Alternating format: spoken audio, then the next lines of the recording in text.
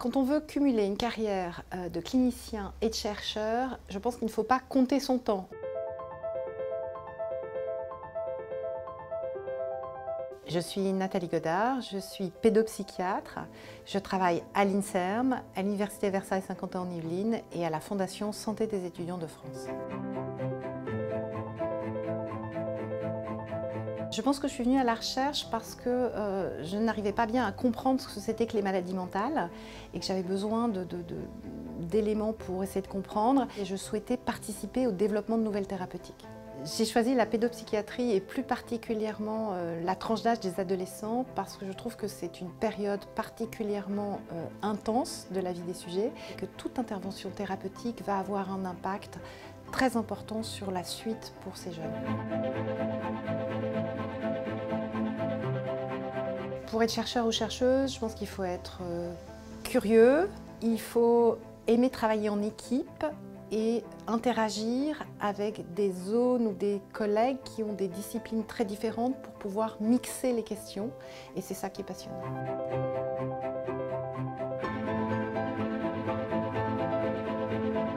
Alors, la plupart des études que je développe sont autour de la question des troubles des conduites alimentaires et plus spécifiquement de l'anorexie mentale et de l'impact ou de l'efficacité des thérapeutiques qui sont développées, par exemple l'hospitalisation ou l'apport de la thérapie familiale ou l'apport de parcours de soins complexes pour les adolescents qui s'appellent des soins-études, qui incluent les études et les soins, depuis le repérage précoce à la prise en charge au long terme.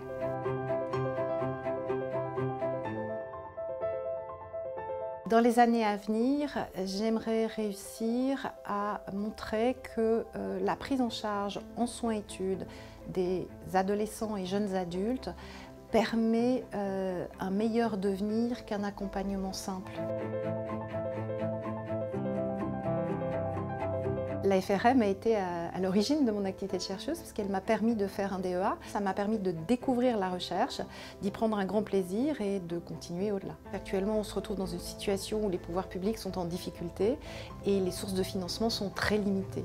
Or, on a énormément de champs dans lesquels il faut qu'on puisse développer la recherche et donc le soutien du grand public est extrêmement important.